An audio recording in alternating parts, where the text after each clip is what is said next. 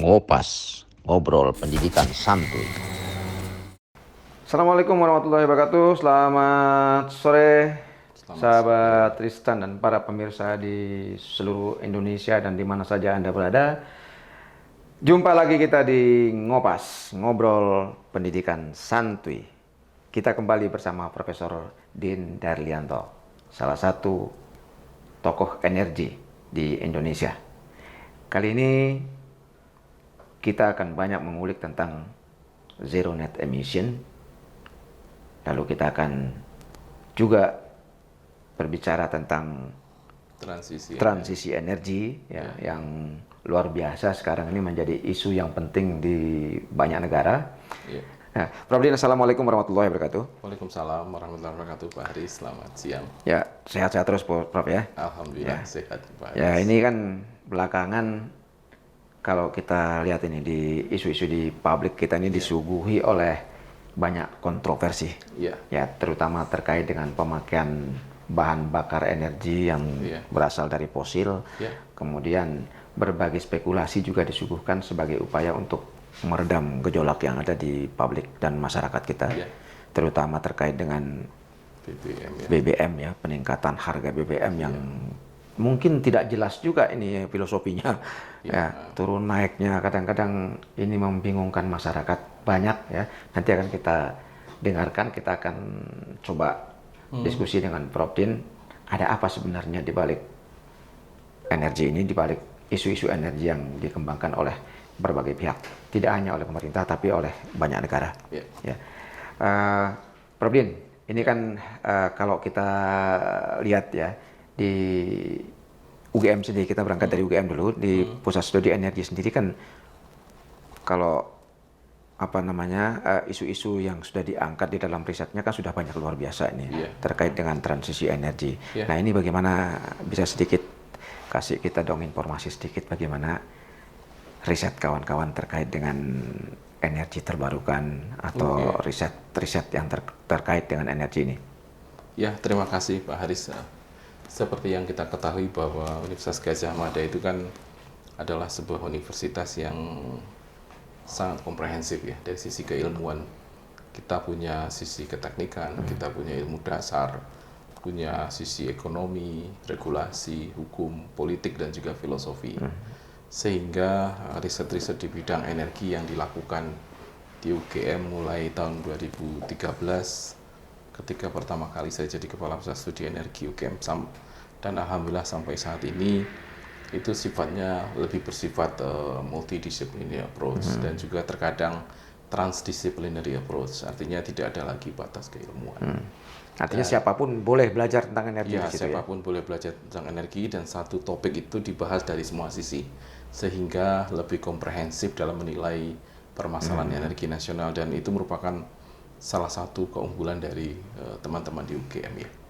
Dan saat ini dalam kerangka net zero emission, pemerintah sudah menargetkan di tahun 2060 kita sudah berada dalam kondisi net zero emission.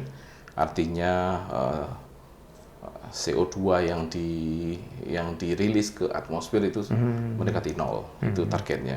Namun di balik semua itu, dalam jangka pendek menuju 2025-2030 ada beberapa komitmen yang harus kita laksanakan. Yang pertama, komitmen dari kebijakan energi nasional, di mana di tahun 2025 porsi EBT, energi baru terbarukan, sebesar 23%, dan di tahun 2050 31%. Dan menarik lagi, batu bara di tahun 2025 30%, dan di tahun 2030 itu 2050 itu 31%. Batu bara dari 30 menjadi 25%, energi baru terbarukan dari 23 menjadi 31%. Ini sepertinya ada skenario percepatan ya? Ya, skenario yang dibangun oleh negara. Jadi di peraturan pemerintah nomor 79 tahun 2014. Namun di balik itu, pemerintah juga berkomitmen pada waktu COP di antara negara-negara, semacam conference yang dilakukan oleh para pemimpin dunia mengenai lingkungan hidup, bahwa di tahun 2030 kita akan mengurangi emisi CO2 sebesar 29%. Itu juga target ya. Dan itu juga tidak kalah beratnya. Jadi kalau kita lihat saat ini di tahun 2022 emisi CO2 kita 300 juta ton. Di tahun 2022, 2021, 2022 itu hasil perhitungan yang kami lakukan dari segala jenis sumber energi fosil yang kita rilis ke atmosfer. Kemudian untuk itu menuju 2060 ada beberapa skenario yang sudah dibangun di UGM. Jadi teman-teman di UGM bekerja sama dengan Kementerian ESDM dan juga beberapa BUMN di bidang energi, kita membangun skenario terbaik menuju 2060. Namun di balik itu, sebagai sebuah universitas, kita tidak hanya berbicara skenario dan kebijakan. Kita juga melakukan riset-riset real di bidang energi, termasuk dalam konteks energi transisi, Pak Aris. Jadi, energi transisi itu adalah sebuah periode yang dilakukan yang merupakan periode antara dari energi fosil menuju energi terbarukan. Salah satu caranya begini, saat ini PLN memiliki 52 PLTU. Dan otomatis kita tahu bahwa PLTU itu merupakan sumber emisi CO2 yang cukup besar. Oleh karena itu, dalam rangka meningkatkan bauran energi terbarukan, salah satu usulan dari UGM dan bekerja sama dengan beberapa BUMN dan sekarang diakui oleh negara menjadi sebuah proyek strategis nasional adalah co-firing batubara. Co-firing batubara. Co-firing batubara. Jadi batubara dibakar bersama dengan biomasa. Dan yang menarik lagi, hasil pengujian secara teknis di beberapa pembangkit itu sangat baik hasilnya.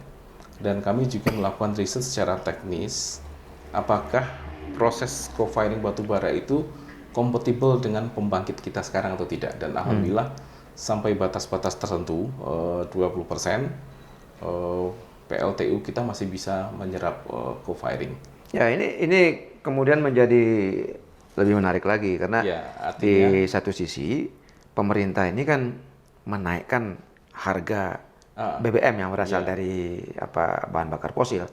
Dan kemudian mendorong menggunakan listrik atau mungkin energi terbarukan. Ini seperti apa sebenarnya? Jadi sebenarnya skenario yang dibangun di beberapa negara maju yang mungkin bisa kita adopsi dalam rangka pengembangan energi ke depan adalah kita tahu bahwa produksi minyak kita itu kan maksimal hanya 650.000 barrel per tahun. Sementara kebutuhan kita 1,5 juta barrel per hari loh, Pak. Per hari. Dan produksi kita per hari hanya 650.000. Artinya ada lebih dari 700.000 barrel per hari yang kita impor. Otomatis harga jual BBM kita itu terpengaruh dari harga pasar dunia. Dan kemampuan kilang kita untuk menghasilkan segitu juga tidak cukup. Oleh karena itu mau tidak mau impor dan pengaruh dari luar juga cukup besar. Oleh karena itu sebenarnya saya tidak paham juga, harusnya dengan kondisi seperti ini era energi baru harus masuk, energi baru, energi terbarukan harus sudah mulai mapan di Indonesia.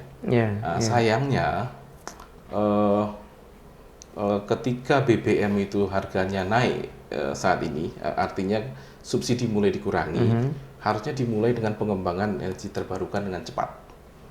Atau kita masuk ke dalam era transisi energi. Jadi begini, ketika kita melepaskan harga fosil ke harga internasional, ke harga pasar, harusnya ada satu sumber energi lain yang menjadi transisi kalau kita belum siap ke EBT. Misalnya gas. Namun sayangnya skenario itu tidak berjalan ya. Itu kira-kira sebabnya apa, Pak?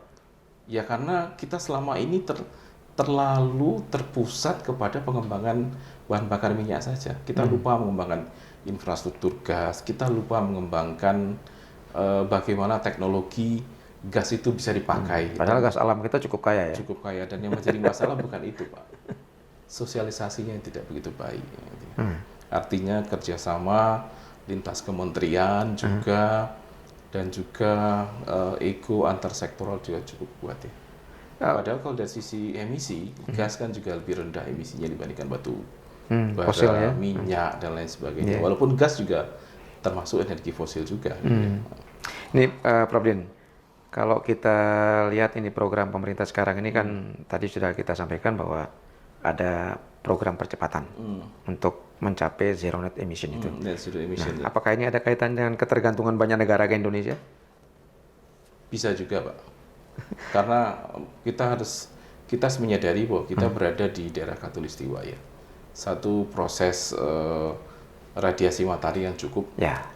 Proses pembusukan bahan-bahan yang busuk juga berlangsung dengan cepat, sehingga produksi energi di Indonesia, terutama yang berasal dari energi terbarukan dari sumber alam, berlangsung dengan cepat.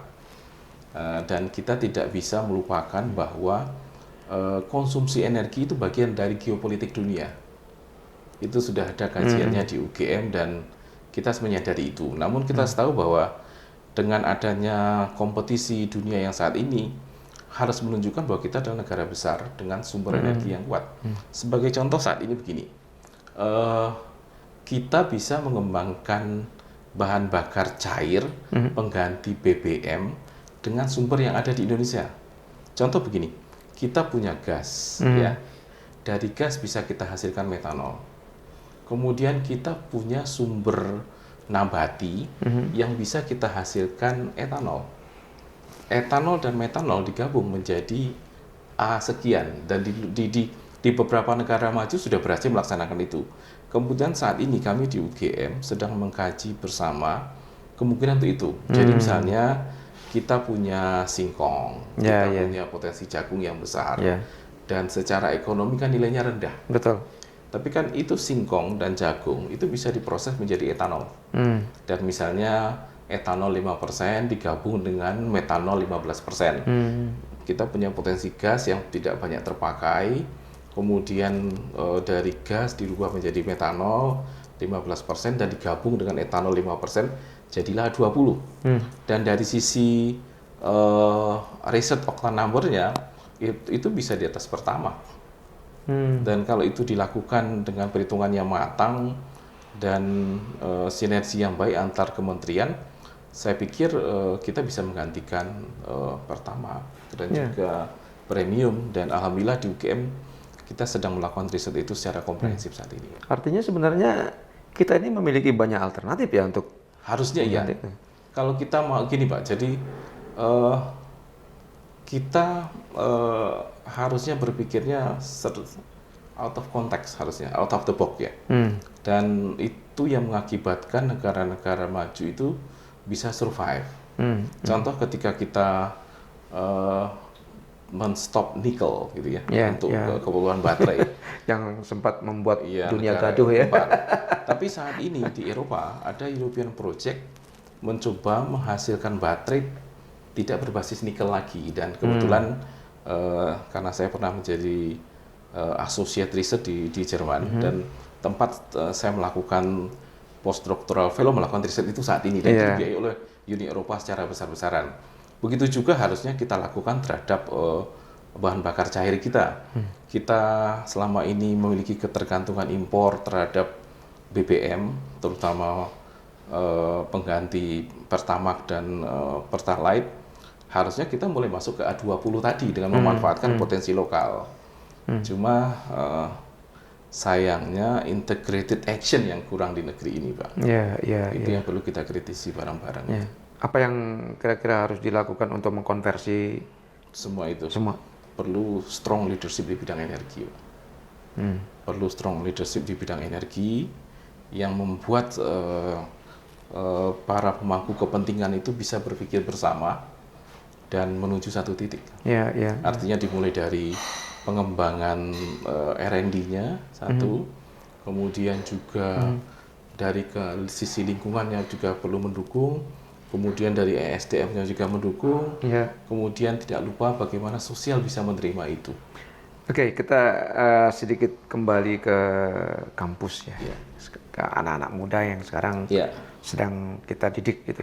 Ini kan sudah apa artinya minat mereka untuk bidang-bidang energi ini sudah makin meningkat. Proses apa yang dilakukan oleh kawan-kawan di UGM khususnya di pusat studi energi untuk membina anak-anak muda ini?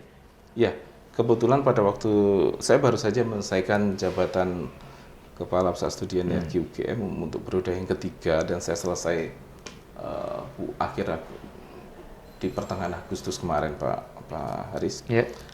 Dari awal kita memang melakukan semua proses riset itu dengan melibatkan anak-anak muda.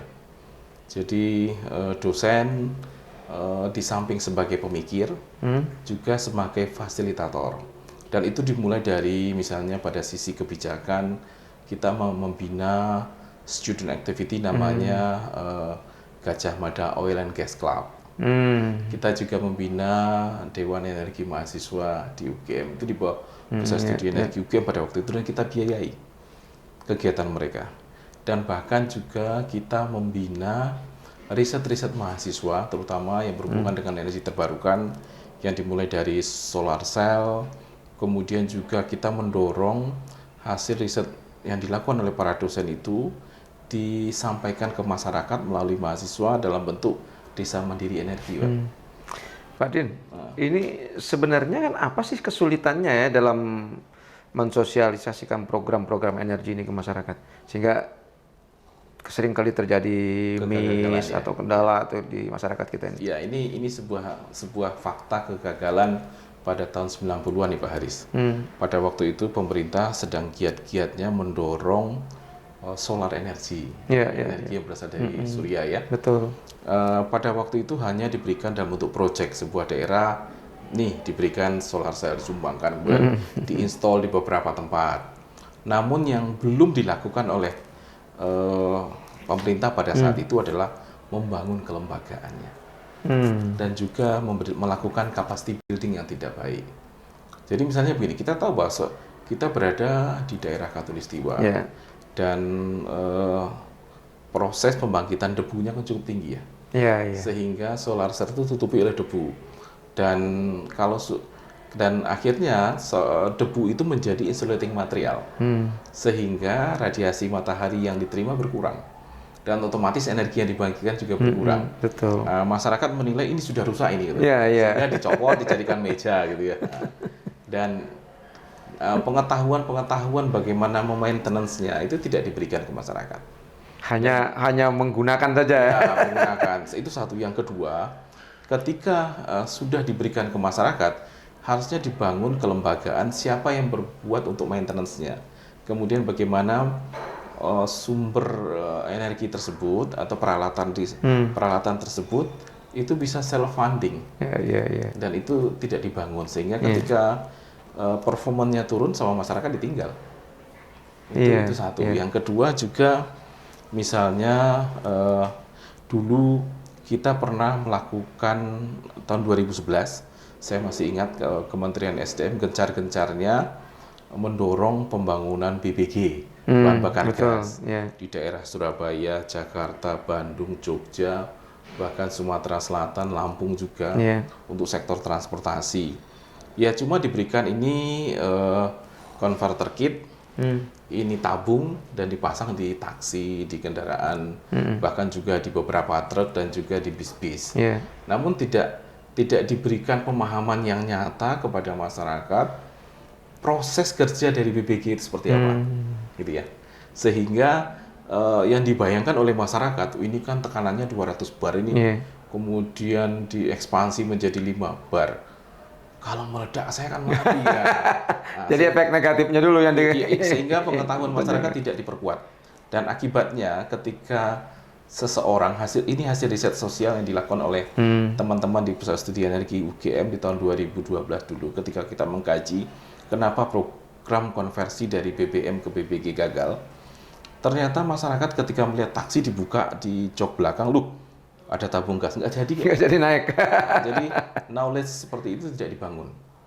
Ya, itu menjadi permasalahan dari energi kita saat ini. Begitu juga dengan ketika kita mendorong biodiesel, kemudian bioetanol, itu perlu wawasan dulu ke masyarakat, dan itu peran ilmu sosial harus kuat itu. Jadi kegagalan kita sebenarnya di komunikasi sosialnya ya. Betul. Ya, saya setuju itu, Pak. Kalau kita lihat sampai hari ini kan ini lepas sedikit dari konteks kita, tapi agak sedikit ya sensitif sebenarnya. Bagaimana kita melihat kenaikan harga BBM yang tidak memiliki filosofi yang jelas gitu. Iya. Dan masyarakat kita nggak jelas, nggak tahu. Iya. Ini kenapa bahan bakar ini naik, kenapa bahan bakar ini turun gitu. Ini seperti yang terjadi beberapa minggu terakhir ini ya. Iya. Harusnya kan kalau seandainya komunikasi sosialnya baik, ya alasan di belakang itu semua, fakta-fakta itu semua disampaikan ke masyarakat. Saya pikir kita kan masyarakat yang madani ya. Betul. Masyarakat yang paham akan fakta dan data. Sehingga mungkin kasus-kasus demo yang berkepanjangan tidak akan terjadi.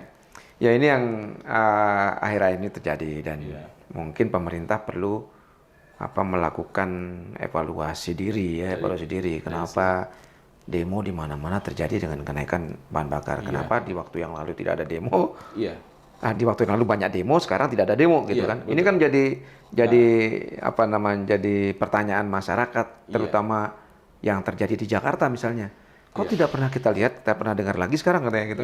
Ya, Pak Din, ini kalau kita kembali lagi sedikit ke anak-anak muda sekarang. Ya.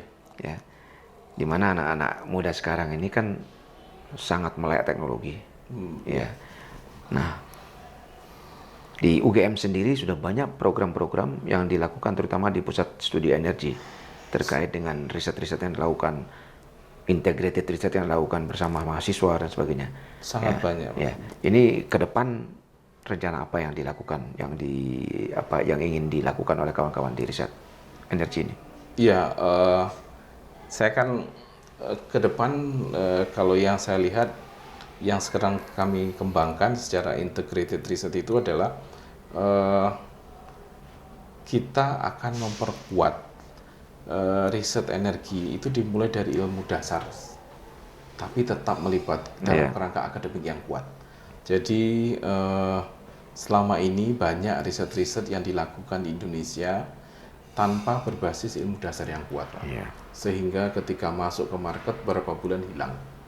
Banyak sekali produk-produk riset kita yang ketika mau masuk ke hilirisasi hilang, artinya dia berada di dalam the death of innovation valley. Jadi lembah kematian dari sebuah inovasi. Kami di UGM tidak ingin itu terjadi, sehingga kita riset-riset yang dilakukan itu terintegrasi antara beberapa bidang ilmu yang relevan. Termasuk di dalamnya kita juga melibatkan beberapa peneliti dari sekolah vokasi. Jadi ada sekolah dari Fakultas Teknik, ada teman MIPA, ada teman ilmu sosial, kemudian juga ada dari vokasi untuk melakukan semua itu. Namun kita sadar bahwa waktunya para dosen meneliti itu kan sangat terbatas karena harus mengajar ya. Dan juga kita punya program pengabdian masyarakat. Oleh karena itu, Tridharma perguruan tinggi itu kita buat secara lebih terintegrasi semuanya. Jadi proses riset itu mendukung pembelajaran dan juga pengabdian masyarakat yang dilakukan di bidang energi itu juga berbasis riset dengan melibatkan stakeholder yang ada, misalnya mahasiswa kita dan juga dosen. Dan saat ini semenjak 2013 kami juga membina SMK yang ada di luar Jawa, Pak. Jadi kita sadar bahwa biaya pokok produksi energi terbarukan, biaya pokok produksi energi di luar Jawa itu lebih tinggi dibandingkan Jawa. Oleh karena itu energi terbarukan lebih mudah masuk di luar Jawa. Oleh karena itu, kalau kita mendorong terus tanpa diimbangi dengan proses pendidikan yang bersifat vocational school, itu tidak akan berhasil. Oleh karena itu, bahkan kami ketika saya menjadi kepala pusat studi energi itu mengundang beberapa SMK di luar Jawa untuk mendapatkan intensif di UGM. Oh, mereka intensif di sana ya? Ya, cukup lama, sampai 3 bulan, 4 bulan. Jadi kita berikan pengetahuan dasar mengenai solar cell, bagaimana menginstall, bagaimana melakukan proses maintenance, dan kemudian kita minta mereka menyusun modul yang bisa mereka bawa dan mereka berikan ke gurunya. Dan itu kan sesuatu yang luar biasa itu. Betul. Dan itu tanpa biaya, Pak. Itu semua ditanggung oleh Pusat Studi Energi UGM dulu. Oke, kita rehat sejenak. Ngopas, ngobrol pendidikan santuy.